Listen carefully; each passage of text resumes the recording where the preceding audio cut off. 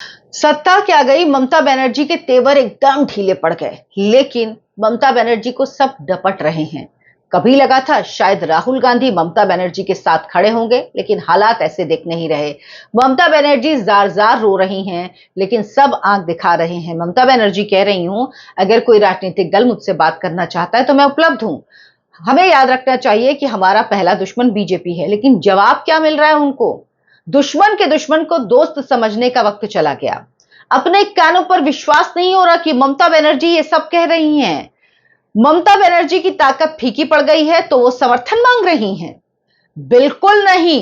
ममता बनर्जी की पहचान अपराधी, उगाही और भ्रष्टाचारी की है। ममता बनर्जी के साथ हाथ मिलाने का सवाल ही नहीं उठता। ममता बनर्जी हमेशा दक्षिणपंथी राजनीति का प्रतिनिधित्व करती रही हैं।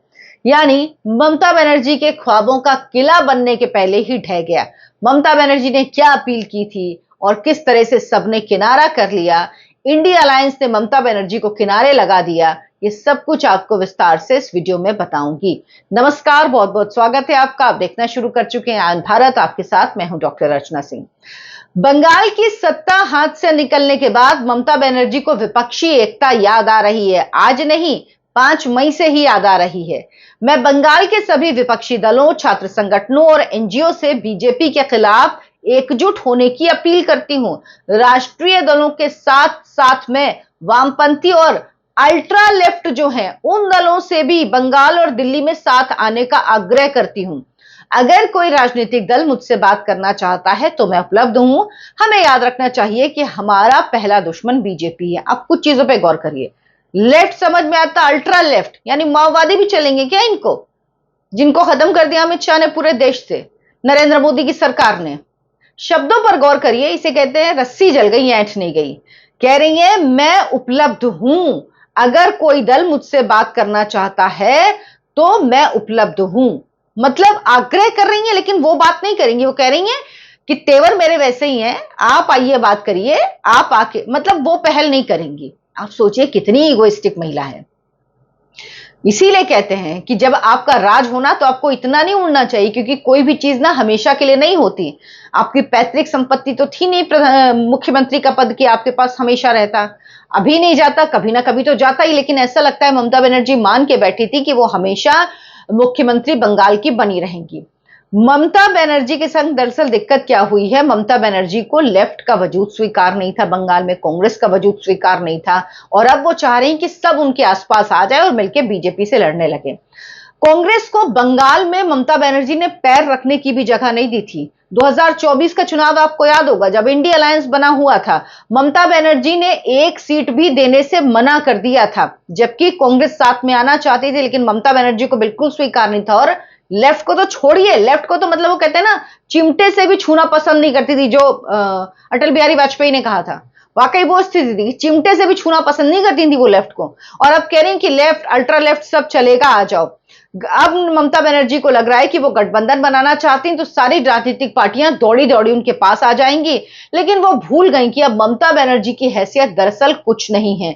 वो एक विधायक तक नहीं है, अपना चुनाव तक अपने घर से हार गई हैं। 2021 में जो हारी थी उसकी बात तो छोड़ ही दीजिए, उनकी कोई अहमियत नहीं, नेता प्रतिपक्ष भी नहीं है।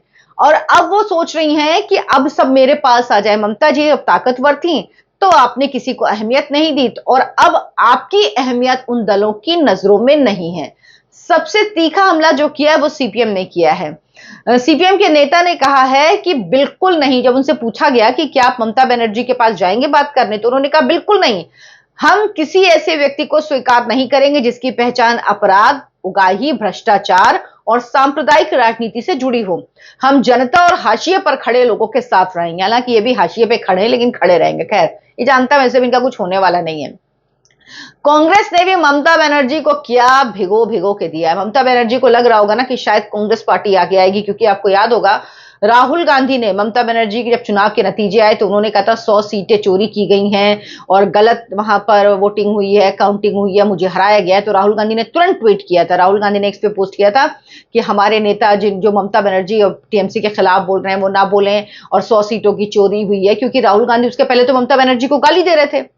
जाहिर सी बात है, जब वहां खिलाफ चुनाव लड़ रहे हैं तो आपस में एक दूसरे को राजनीतिक आरोप तो लगते ही है, उनके कार्यकर्ता की चुनाव के दौरान हत्या भी हुई थी।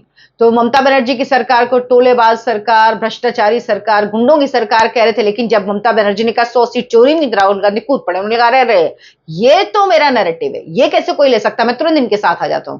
यही तो गड़बड़ है, इसलिए तो कांग्रेस की स्थिति इतनी बुरी है। तो लेकिन अब कांग्रेस पार्टी उनके साथ बिल्कुल खड़ी हुई नजर नहीं आ रही है। अधीर रंजन चौधरी ने कहा बंगाल में हुई राजनीतिक हिंसा और अस्थिरता का परिणाम अब ममता बनर्जी को भुगतना पड़ रहा है। बंगाल में कांग्रेस और धर्मनिरपेक्ष शक्तियों को खत्म करने की पूरी कोशिश की ममता बनर्जी ने, और आज खुद को इसका खामियाजा भुगतना पड़ रहा है। अच्छा, सबसे बड़ी बात क्या कही उन्होंने? कहा ममता बनर्जी वास्तव में विपक्षी एकता अगर चाहती हैं तो सबसे पहले उन्हें राहुल गांधी को इंडिया गठबंधन का नेता स्वीकार करना होगा, यानी इंडिया अलायंस का नेता स्वीकार करना होगा उनके मुताबिक। उसके बाद ही कांग्रेस किसी बातचीत पर विचार करेगी। बताइए, वो ममता बनर्जी जिनको राहुल गांधी फूटी आंख नहीं सुहाते थे, इंडी गठबंधन में जब बात हुई थी राहुल गांधी को बनाया जाए तो वो यहां तक तैयार हो गई थी कि मल्लिकार्जुन खड़गे को बना दीजिए, लेकिन राहुल गांधी नहीं। और अब अधीर रंजन चौधरी वही शर्त रख रहे हैं। एक और कांग्रेस की प्रवक्ता हैं जो पश्चिम बंगाल की हैं, सौम्या आइच रॉय, वो कह रही हैं हमें अपने कानों पर विश्वास नहीं हो रहा। आपने राष्ट्रीय दलों, वामपंथियों और अति वामपंथियों को साथ आने को कहा। अति वामपंथी से आपका मतलब है, क्या आप माओवादियों की बात कर रही हैं जिन्होंने 25 मई 2013 को छत्तीसगढ़ में कांग्रेस के 18 नेताओं और कार्यकर्ताओं की हत्या कर दी थी? ममता बनर्जी जी, आपने वर्षों तक कांग्रेस और वाम दलों को खत्म करने की राजनीति की। 2016 में जब हमने गठबंधन किया था तब आपने हमें तरह तरह के नामों से पुकारा, हालिया चुनावों में भी हमारे खिलाफ दुष्प्रचार किया। इतने वर्षों तक आपने हमें खत्म करने की कोशिश की, इससे बीजेपी का रास्ता और मजबूत हुआ और आप चाहती हैं कि हम आपके साथ खड़े हों। अच्छा, लेफ्ट पार्टी क्या कह रही, सीपीआई कह रही है ममता बनर्जी के साथ हाथ मिलाने का सवाल ही नहीं उठता। उनके शासनकाल में लोकतंत्र खतरे में था, उनकी कार्यशैली तानाशाही भरी थी। चुनाव हारने के बाद उन्होंने मुख्यमंत्री पद से इस्तीफा तक नहीं दिया। सोचिए, यह बात भी कही जा रही है। सीपीआई-एमएल क्या कह रहा है? ममता बनर्जी हमेशा दक्षिणपंथी राजनीति का प्रतिनिधित्व करती रही हैं, उनका शासन दमनकारी रहा है।